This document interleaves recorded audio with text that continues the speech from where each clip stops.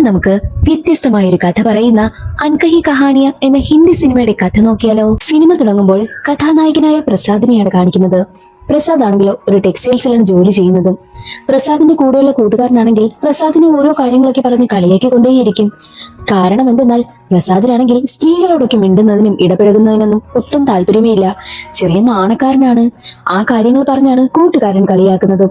അതെല്ലാം കേൾക്കുന്ന പ്രസാദ് ആണെങ്കിൽ മറുപടിയൊന്നും കൊടുക്കാതെ നിൽക്കുന്നു. അതേ സമയത്തായിരുന്നു മുതലാളി അവിടേക്ക് വരുന്നതും. വേഗം ജോലിയൊക്കെ തീർത്ത് നിങ്ങളുടെ കാര്യം നോക്കുക എന്ന് പറഞ്ഞ് മുതലാളിയും അവിടെ നിന്ന് പോകും. അങ്ങനെ പ്രസാദും കൂട്ടുകാരനും തന്റെ ജോലിയൊക്കെ ഒതുക്കിയിട്ട് നേരത്തെ തന്നെ വീട്ടിലേക്ക് പോകുന്നു. പ്രസാദ് ആണെങ്കിൽ നിൽക്കുന്നത് ഒരു ഹോസ്റ്റൽ പോലുള്ള സ്ഥലത്താണ്. റൂംമേറ്റും കൂടെയുണ്ട്. റൂമിലേക്ക് എത്തുന്ന സമയത്ത് റൂംമേറ്റ് ആണെങ്കിലോ തന്റെ കാമുകിയെ വിളിച്ച് സംസാരിച്ചു കൊണ്ടേയിരിക്കും. പക്ഷേ പ്രസാദ് ആണെങ്കിൽ അതൊന്നും മൈൻഡ് ചെയ്യാതെ കുറച്ച് സിനിമയൊക്കെ കണ്ട് കുറച്ച് റീൽസ് ഒക്കെ കണ്ട് കിടന്നുറങ്ങുകയാണ്. പ്രസാദിനെ ആകെ വിളിക്കുന്നത് അവന്റെ അമ്മ മാത്രമാണ്. അല്ലാതെ അവന് വിളിക്കാൻ ഗേൾഫ്രണ്ടോ അങ്ങനെയൊന്നും തന്നെയില്ല. അടുത്ത ദിവസവും എന്നത്തെയും പോലെ തന്നെ രാവിലെ തന്നെ പ്രസാദ് വന്ന് കടയൊക്കെ തുറന്ന് തന്റെ ജോലിയൊക്കെ നോക്കുന്നു. ദിവസവും ഇത് തന്നെയാണ് തുടർന്നു പോകുന്നതും. ജോലി ചെയ്യുന്നു, ആഹാരം കഴിക്കുന്നു, നേരെ വീട്ടിൽ വരുന്നു, ഉറങ്ങുന്നു. അടുത്ത ദിവസവും വീണ്ടും ഇത് തന്നെ റിപ്പീറ്റ് ചെയ്തുകൊണ്ടേയിരിക്കും. ഒരിക്കൽ കടയുടെ ഓണർ ആണെങ്കിലോ പ്രസാദിനോട് ടെക്സ്റ്റൈൽസ് സംബന്ധിച്ച് ഒരു സ്ഥലത്തേക്ക് പോകുവാനായും പറയും. അങ്ങനെ പ്രസാദ് ആണെങ്കിൽ അവിടേക്ക് എത്തുകയാണ്. ഡമ്മി എടുക്കുന്നതിന് വേണ്ടിയിട്ടാണ് പ്രസാദ് വന്നിരിക്കുന്നത്. അങ്ങനെ ഒരു സുന്ദരിയായ സ്ത്രീയുടെ ഡമ്മി എടുത്ത് പ്രസാദിനെ കാണിക്കുന്നു. സൂക്ഷിച്ചു കൊണ്ടുപോകണമെന്ന് പ്രത്യേകം തന്നെ അയാൾ പറയുന്നുണ്ട്. അങ്ങനെ പ്രസാദ് ആ ഒരു ഡമ്മിയുമായി ഓട്ടോയിലാണ് കടയിലേക്ക് വരുന്നത്. വരുന്ന വഴിയിലെല്ലാം പ്രസാദ് ആണെങ്കിൽ ആ ഡമ്മിയെ തന്നെ നോക്കുകയും പുഞ്ചിരിക്കുകയും ഒക്കെ ചെയ്യുന്നുണ്ട്. ഇതെല്ലാം ആ ഓട്ടോക്കാരനും ശ്രദ്ധിക്കുന്നു. കടയിലെത്തി ആ ഒരു ഡമ്മിയെ എല്ലാവർക്കും കാണിച്ചു കൊടുക്കും. എല്ലാവർക്കും ഡമ്മി ഒരുപാട് ഇഷ്ടമായി. അങ്ങനെ അതിന് ഡ്രസ്സൊക്കെ ധരിപ്പിച്ചു കൊടുക്കുവാനായിട്ട് കൂട്ടുകാരനോടാണ് ആ ഒരു മുതലാളി പറയുന്നത്. എന്നാൽ പ്രസാദ് ആണെങ്കിലോ താൻ ചെയ്യാമെന്ന് പറഞ്ഞ് ഡമ്മിയും എടുത്തുകൊണ്ട് അകത്തേക്ക് പോകും. ഡമ്മിക്ക് ഡ്രസ്സൊക്കെ ധരിപ്പിച്ച് ഒരു സ്ഥലത്ത് കൊണ്ടുവന്ന് പ്ലേസ് ചെയ്യുന്നു. എന്നിട്ട് ആ ഡമ്മിയെ തന്നെ ഒരുപാട് നേരം നോക്കി നിൽക്കും. ആ ഡമ്മിയോട് പതിയെ പതിയെ പ്രസാദ് ആണെങ്കിൽ സംസാരിക്കുവാനായി തുടങ്ങി. നിനക്ക് ഈ ഡ്രസ്സ് നന്നായിട്ട് ചേരുന്നുണ്ട് കേട്ടോ, നീ ഇതിൽ സുന്ദരിയായിട്ടുണ്ട് എന്നൊക്കെ ഡമ്മിയോട് പറയും.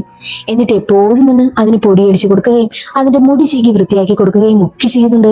പ്രസാദിന്റെ മനസ്സ് മുഴുവൻ ആ ഡമ്മിയുടെ മേലിലായിരുന്നു. ആ ഒരു ഡമ്മി ആ ടെക്സ്റ്റൈൽസിൽ വന്നതിന് ശേഷം ഒരുപാട് ആളുകളാണെങ്കിൽ ടെക്സ്റ്റൈൽസിലേക്ക് തുണിയെടുക്കുവാനായും കയറുവാനായി തുടങ്ങി.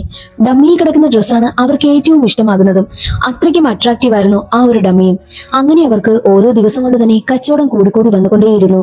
ഒരു ദിവസം മുതലാളിയോടൊപ്പം ഇരുന്ന് കണക്ക് കൂട്ടിക്കൊണ്ടിരുന്ന പ്രസാദ് ആണെങ്കിൽ നമുക്കൊരു കാര്യം ചെയ്യാം, ഈ ഡമ്മിയുടെ മേലെ കുറച്ച് ഓർണമെന്റ്സ് ഒക്കെ വാങ്ങി ഇടുകയാണെങ്കിൽ കുറച്ചുകൂടി അട്രാക്റ്റീവ് ആകുമല്ലോ, അപ്പോൾ കുറച്ചുകൂടി ആളുകൾ കയറും, നമ്മുടെ കച്ചവടം കൂടുമെന്നും പ്രസാദ് ആണെങ്കിൽ ആ ഒരു ഓണറിനോട് പറയുന്നു. അത് കേട്ട് ഓണർ ആണെങ്കിലോ ശരിയെങ്കിൽ നിന്റെ ഇഷ്ടം പോലെ ചെയ്യുന്നു പറഞ്ഞിട്ട് ഓർണമെന്റ്സ് ഒക്കെ വാങ്ങുവാനുള്ള കാശും കൊടുക്കും. അങ്ങനെ പ്രസാദ് ആണെങ്കിൽ നല്ല അടിപൊളിയായിട്ടുള്ള ഓർണമെന്റ്സ് ഒക്കെ വാങ്ങി ആ ഒരു ഡമ്മിയെ ധരിപ്പിക്കും. ഓർണമെന്റ്സും കൂടി ധരിപ്പിച്ചതോടുകൂടി ഡമ്മിയെ കണ്ട് ഒരുപാട് പേർ കടയിലേക്ക് വരുവാനായി തുടങ്ങി. വീണ്ടും കച്ചവടം ഇരട്ടിച്ചു. അത് കാണുന്ന ഓണറിന് ഒരുപാട് സന്തോഷമാകും. നീ കാരണമാ ഇന്ന് കച്ചവടമെല്ലാം കൂടിയത്, നിന്റെ ഐഡിയ ഇതിനെല്ലാം കാരണം, അതുകൊണ്ട് എനിക്ക് ഒരുപാട് സന്തോഷമായെന്ന് പറഞ്ഞിട്ട് അവന് ശമ്പളമൊക്കെ കുറച്ചുകൂടി കൂട്ടിക്കൊടുക്കുകയാണ് ഓണർ. പ്രസാദിനും ഒരുപാട് സന്തോഷമായി. ആ ഒരു ഡമ്മി വന്നതോടുകൂടി അവരുടെ കടയിലെ തന്നെ കച്ചവടമൊക്കെ കൂടുകയാണ്. നല്ല ഐശ്വര്യമായിരുന്നു ഒരുവിധം പറഞ്ഞു കഴിഞ്ഞാൽ ആ ഒരു ഡമ്മി. പ്രസാദിന് ഓണറാണെങ്കിൽ ശമ്പളം കൂട്ടിക്കൊടുത്തില്ലേ. ആ ഒരു സന്തോഷത്തിൽ പ്രസാദ് നേരെ ഡമ്മിക്ക് അടുത്തേക്ക് വന്നിട്ട്, നിന്നെ കാരണമാ എനിക്കിതേ ഇത്രയും ശമ്പളം കിട്ടിയത്, എനിക്ക് നിന്നോട് ഒരുപാട് നന്ദിയുണ്ട്, മാത്രമല്ല നിനക്ക് ഞാൻ ട്രീറ്റ് തരാൻ പോവുകയാണെന്ന് പറഞ്ഞ് ഡമ്മിയും എടുത്ത് പ്രസാദ് ആണെങ്കിൽ നേരെ ബീച്ചിലേക്ക് പോകുന്നു. എന്നിട്ട് രണ്ടുപേരും അവിടെ വെച്ച് പാട്ട് കേൾക്കുകയും ഒരുപാട് എൻജോയ് ചെയ്യുകയും ഒക്കെ ചെയ്യും. അതെല്ലാം അവിടെയുള്ള ആളുകളൊക്കെ ശ്രദ്ധിക്കും. വിചിത്രമായിട്ടാണ് എല്ലാവരും പ്രസാദിനെ കാണുന്നത്.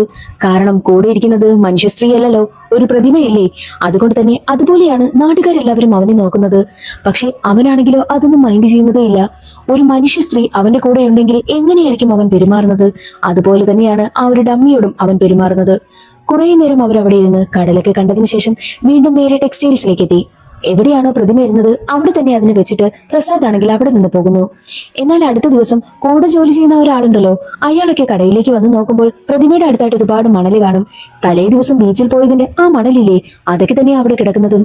അത് കണ്ട് അയാളാണെങ്കിൽ പ്രസാദിനോട് ഇതെന്താ ഇവിടെ ഇത്രയും മണലെന്ന് ചോദിക്കുമ്പോൾ എനിക്കറിയില്ല എന്നാണ് പ്രസാദ് കള്ളം പറയുന്നതും. അന്നേ ദിവസം തന്നെ എല്ലാവരും കടയിൽ നിന്ന് പോയ സമയം പ്രസാദ് ആണെങ്കിൽ കടയിൽ നിന്ന് പോകാതെ ആ ഒരു ഡമ്മിയും എടുത്ത് അവിടെ നിന്ന് റൊമാൻറ്റിക് ആയിട്ട് ഡാൻസ് കളിക്കുന്നു.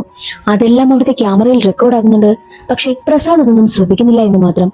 അടുത്ത ദിവസം കടയിലെത്തിയ ഓണർ ആണെങ്കിൽ CCTV ഫുട്ടേജ് എല്ലാം ചെക്ക് ചെയ്യുന്ന സമയത്ത് പ്രസാദ് ആ ഡമ്മിയോടൊപ്പം റൊമാൻറ്റിക് ആയിട്ട് പെരുമാറുന്നതെല്ലാം ആ ഒരു ഓണർ കാണുന്നു.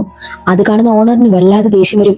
നിന്നെ കണ്ടു കഴിഞ്ഞാൽ ഇങ്ങനെയുള്ള ഒരുത്തനാണെന്ന് പറയില്ലല്ലോടാ, നീ ഒരു നല്ല പയ്യനല്ലേ, പിന്നെ എന്നിട്ടെന്തിനാ നീ ഇങ്ങനെയൊക്കെ കാണിക്കുന്നത് എന്ന് ചോദിക്കുന്നു. അത് കേട്ട പ്രസാദ്, എനിക്കൊരു അബദ്ധം പറ്റിപ്പോയതാ, ഞാൻ ഇനി അങ്ങനെയൊന്നും ചെയ്യില്ല എന്ന് പറയും. എന്നാൽ ഓണറിനാണെങ്കിൽ അവന്റെ പ്രവൃത്തിയോട് വല്ലാത്ത ദേഷ്യമായതുകൊണ്ട് തന്നെ ഇനി നീ ഈ കടയിൽ ജോലി ചെയ്യേണ്ട, നിന്നെ ഞാൻ പിരിച്ചുവിടുകയാണെന്ന് പറയും. എന്നാൽ പ്രസാദ് ഓണറിന്റെ കാല് പിടിച്ച് കെഞ്ചും, എന്നെ പറഞ്ഞു വിടരുത്, ഈ ഒരു കടയിൽ നിന്നും എനിക്ക് ജോലി നഷ്ടമായാൽ പിന്നെ എനിക്ക് ജോലിയെ എങ്ങും കിട്ടത്തില്ല, പ്ലീസ് എന്നെ ജോലിയിൽ നിന്നും പറഞ്ഞു വിടരുത് എന്നൊക്കെ പറഞ്ഞ് കെഞ്ചുന്നു. അവസാനം ഓണർ ആണെങ്കിലോ അവനെ ഇവിടെ ജോലി ചെയ്യുവാനായി അനുവദിക്കുകയാണ്. പക്ഷേ പിന്നീട് ആ ഒരു ഡമ്മിയുടെ ഡ്രസ്സ് എല്ലാം മാറുന്നത് മറ്റൊരാളിലെ ജോലിക്ക് നിൽക്കുന്ന അയാളെ ഏൽപ്പിക്കുന്നു. അതൊന്നും പ്രസാദിന് ഇഷ്ടമാകുന്നില്ല. അയാളാണെങ്കിൽ ചേഞ്ചിങ് റൂമിൽ കൊണ്ടുപോയി ഡമ്മിയുടെ ഡ്രസ്സ് മാറ്റുന്നതൊന്നും പ്രസാദിന് ഒട്ടും ഇഷ്ടമാകുന്നില്ല.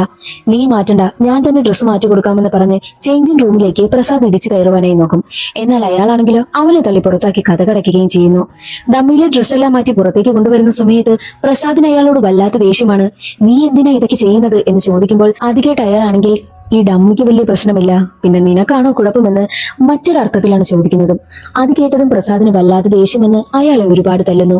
അത് കാണുന്ന ഓണറാണെങ്കിലോ, എന്താ ഇവിടെ പ്രശ്നം, ഈ ഒരു പ്രതിമയ്ക്ക് വേണ്ടിയിട്ടാണോ നീ ഇങ്ങനെ പ്രശ്നമുണ്ടാക്കുന്നത്, കൂടെയുള്ള ആളിനെ തല്ലുന്നതൊക്കെ ഇതിനു വേണ്ടിയിട്ടാണോ, ഇനി നിനക്ക് ഇവിടെ ജോലിയില്ല, ഇവിടെ നിന്ന് ഇറങ്ങി പോകുവാനായിട്ടും പ്രസാദിനോട് ഓണർ പറയുന്നു.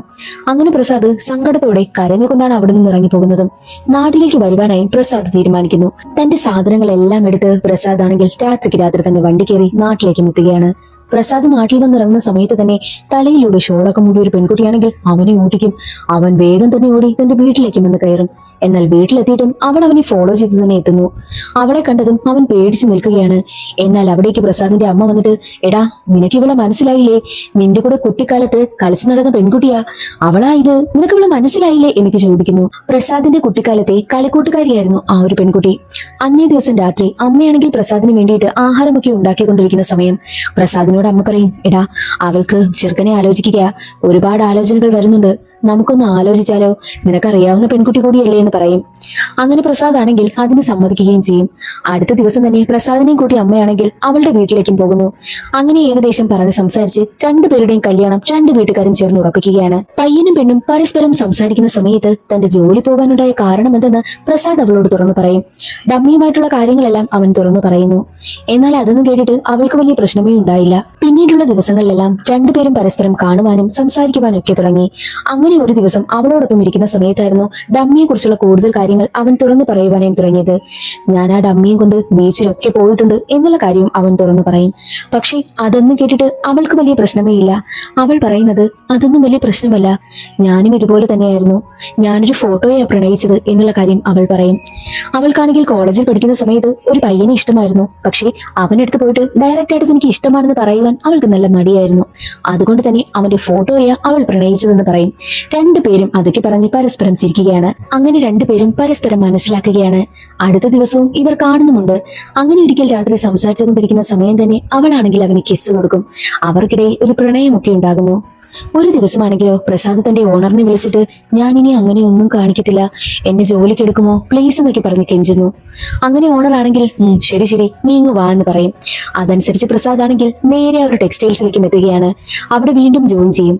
അതിനു മുൻപായിട്ട് ആ ഒരു ഓണർ പറയുന്നുണ്ട്, ഇനി മേലാൽ നിന്റെ ഭാഗത്തു നിന്നും ഇങ്ങനൊരു പ്രശ്നം ഉണ്ടാകരുത്, ഒന്നും കാണിക്കാതെ മര്യാദയ്ക്ക് നിന്നോളണമെന്നും അവനോട് പറയുന്നു. അതനുസരിച്ച് പ്രസാദ് ആണെങ്കിൽ വീണ്ടും പഴയതുപോലെ ജോലിക്ക് കയറുകയാണ്.